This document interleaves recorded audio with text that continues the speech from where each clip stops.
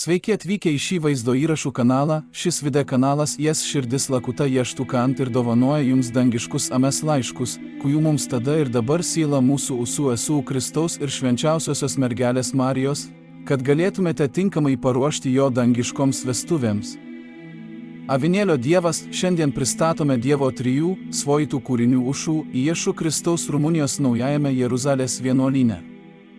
Dievo žodis tūkstančiams karalių, tekstų iš Dievo slodų rinktinė šią temą. Noriu sujungti tave su tavo pradzi, sūnau, kad neliktum pabaigai. Noriu suprinti jūs į pradžią, kad čia gyvybės medis, kuris buvo danguje, Edeno rojuje.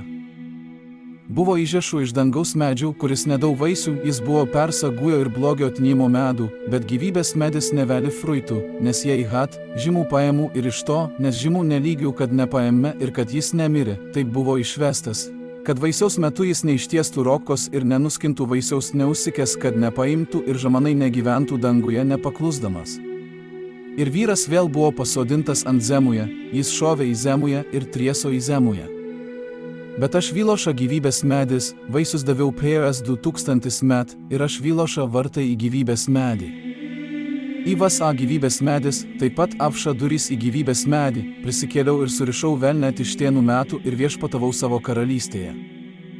Bet jūs suprantate, kaip tai buvo, kad žums, kuris garbino Luciferį, kuris privertė mano karalystės sonus, privertė tų, kuris tiki Kristumi, nusilenkti mengo kurkutam žvėriui, o jei jis negarbino žvėries, jis buvo nukankintas dėl Kristaus liudijimo, nes aš karaliavau man įmose ir nugalėjau per kraują, pralietą mano vardu ir už savo liudijimą, ir prikėliau minės įtikėjimą, karaliavau ir pašventinau zemuje, o velnes buvo surištas. Kas gerai girdi, tegul, nes velnes nenugalėjau mano Kristių, mano karalystės sūnų, kūmimą šviepatavau. Ir štai, koks tu svetimas pradžioje, o krinti kristintis.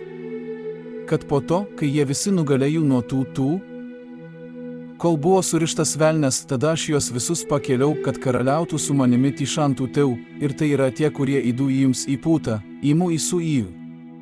Tai yra mano bačnyčia nuo pat važa, pirvyje, bet čia, ta pabaiga, pudadama tiek daug vitų ich kankinių, kurie ulo ir viepatavo, dirbdami valdžioje, leidosi viliojami velnio, to, kuris buvo pamestas.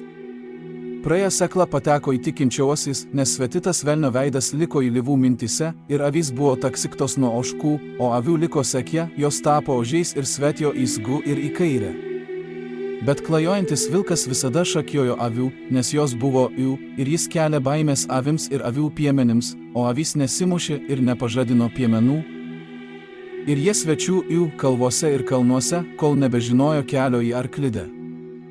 Ir štai, bažnyčia svetų nuo pat svetų buvo svetima, nes avis neganė žinomos ganyklos ir jūko klajoti be piemens, o avis svetų nebezų manęs, jos nebezų ganytojo.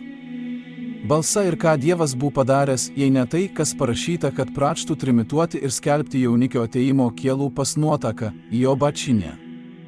Bet trimitui skambant Gogas ir Magogas taip pat gavo velnio palėjung, kad pripildytų savo trigį taurę ir tada buvo atsispiti ugnies, nužengusios iš dangaus Dievo dvasios išvalys nedorybę nuo žemės. Šati ir ens ši dieviškoji savaitė, kurios miženė trimitavo sandorą dėl Dievo aušinio ir aukos nutračų, bei šišovės Jėzaus Kristaus ateimo ir pausimo atumi. O jei aš atėjau, viskas sustojo, jei aš ateičiau, o tada dirbau, kad atsikratyčiau to, ko liko get rid of, tai tada sakiau, kad karalių sostas buvo paimtas iš žemės, o tie, kurie nori karaliauti, stovėti kaip viešpats ant kryžiaus, ne kitaip.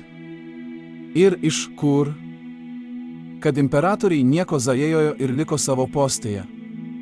Bet tie neturiu mano karalystės, jie turi savo, ir nieko nelieka atidarant knygas, kurios bus skaitomos, kaip sakiau šiai tautai, nes aš nam taip sakiau ir seniai sakiau, mano tautos vaki, dar einant tiek laiko. Mes paspaudėme ranką ir skaitysime šios dienos, nuo iki. Ir milijonus btybių. Ir aš pasakiau, didžiulė bus ta diena, kai aš, viešpats, prisausiu nuo į tautų ir bus utnėje pirvyje bažnyčia.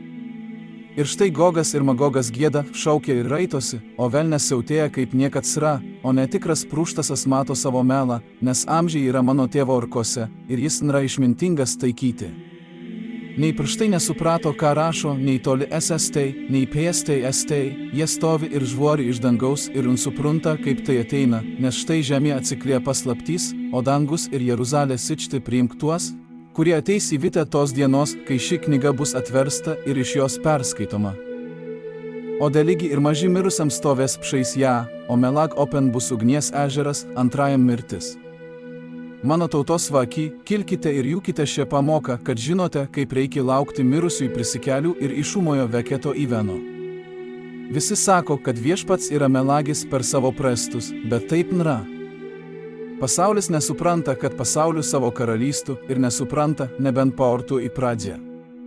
Ir štai mirusieji prisikels, bet sakau jums, kad jie taip pat prisikelia ir pasaulis neturės kse, kad matytų, nes vo akys sagomos, kad matytų. Teisies dienos svetnosti pabaiga, te laimina jūs Dievas ir tegul esate savo švenčiausios širdies. Amen.